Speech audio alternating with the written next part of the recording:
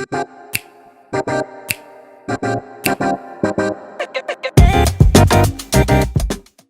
everyone!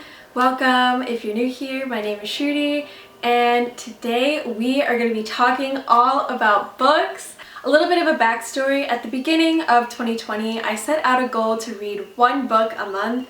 As a student, it seemed to be the most attainable goal, and with coronavirus and quarantine, meeting that goal became really easy. I read so many books over the course of quarantine, and today I wanted to share my favorites with you guys. We have everything from sci-fi, self-help, novels, and so I'm really excited to share them with you today. Okay, so the first book is The 7 Husbands of Evelyn Hugo. This was recommended by Jen Im. She has a YouTube channel. She's amazing. And so I picked up this book and it is so good. If you like romance, mystery, adventure, this is totally the book for you.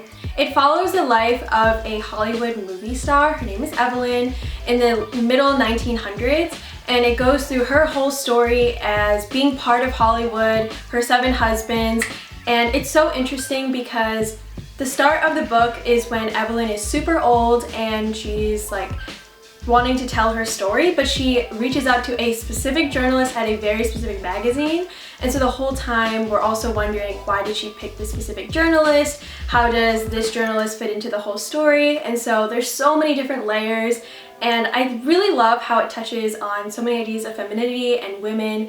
And I just think it's such an amazing book if you're trying to get into reading again. It reminded me so much of like why I love reading. It was just the best novel to jump into and really immerse myself in. I'm pretty sure I finished this book in maybe 1 or 2 days. So the next book I have is The Power of Habit by Charles Duhigg.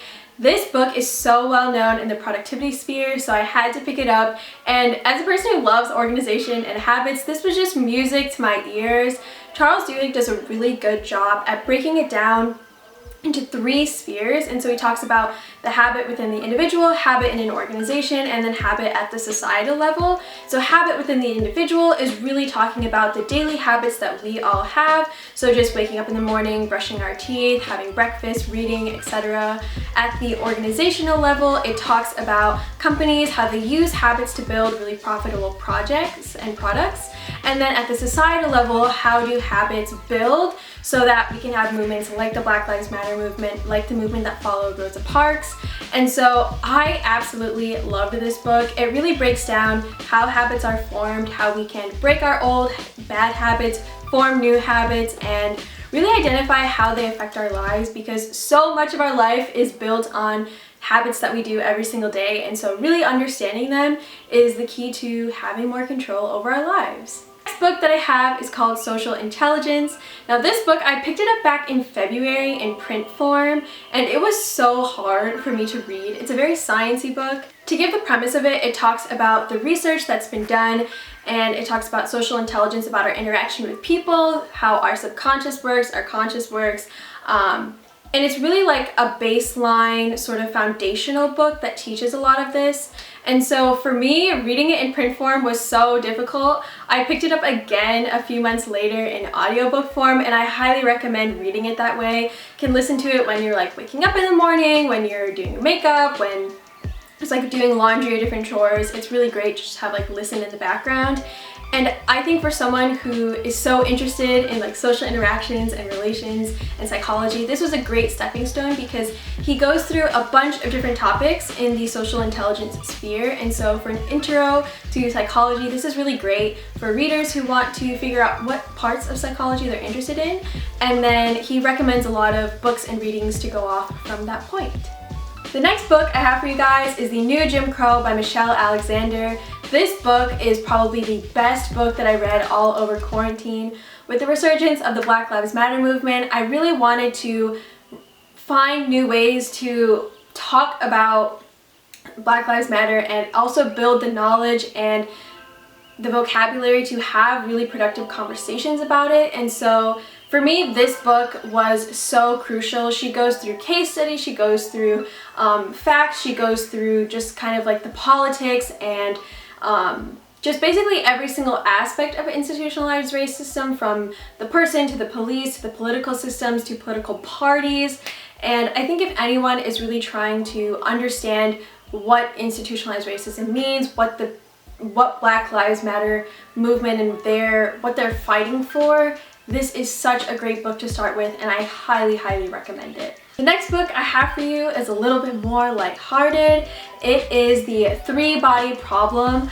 I was doing a lot of painting during summer, and so I just wanted something to listen to that was really interesting, and this book hit that. It's sci-fi, it's adventure, it's mystery, and the premise of it is that it's taking place in China during a time, I think it's like during the beginning of communism. I'm not 100% sure. It was really confusing to me, but essentially there are these top level physicists that are doing some really niche physicist type work, and it's just a really interesting read because they explore like talking with aliens, outer space, and also the characters themselves have so much personality. And so I highly recommend this to anyone who's just looking for a good, interesting read. This is a very long book though, I will say. The author is so insanely smart. The way that he wrote it boggles my mind. But if you are going to read this, I highly recommend getting an audiobook form as opposed to like a physical book form, because an audiobook, it can help you get through it a little bit faster. The next two books I have are financial books, lifestyle type books. The first one is called Rich Dad Poor Dad, and the second book is called I Will Teach You to Be Rich. Both of these books really explore financial literacy. It talks about defining a bunch of important terms, how to invest, how to have savings investments, 401ks. Rich Dad Poor Dad is really good if you want to understand finance in a larger sense, really just understanding the idea of building wealth. I Will Teach You to Be Rich is a really good book about financial literacy, and if you already have a stable income, how to set up accounts so that your income can grow and your money can work for you. The next two books I have are two books by Malcolm Gladwell. I absolutely love his writing, and I recently read Talking to Strangers and Blink. Both of them go hand in hand, and I would recommend reading Blink before Talking to Strangers, and I'll say why. So Blink is about our instinctual moments. What do instincts mean? What does our subconscious have to do with our instincts and how it reflects in our conscious thinking and our actions? And Talking to Strangers is on a broader scheme of not just our initial interactions with people and how our subconscious sort of makes conscious decisions about our perception of people, but also how do we deal with talking with strangers in the first place? What are the assumptions that we make? How do we treat strangers? Why do we treat strangers differently than we treat ourselves? And so I think both of these books are in the realm of psychology, and they really explore kind of social interaction as well as like our own mind and our brain and how it works. What I love about Malcolm Gladwell is how he's able to take super interesting neuroscience research and distill it into these interesting stories and pair the two together. It is a beautiful combination. If you are interested in psychology or just interested in really good writing and really cool stories, I highly recommend these books. So the last book I have for you guys is Moonwalking with Einstein. This is a psychology neuroscience book. As you guys can tell, I've been really into this during quarantine. I think memory is so interesting. I just know that my memory has been through the ringer in high school because I just don't remember anything from junior year. It's all blacked out of my mind, and this book really helped me understand why. It really explores how our brain sort of processes like different things that are happening in real time, how it stores that memory, and it follows the sort of life cycle or the story of a memory champion.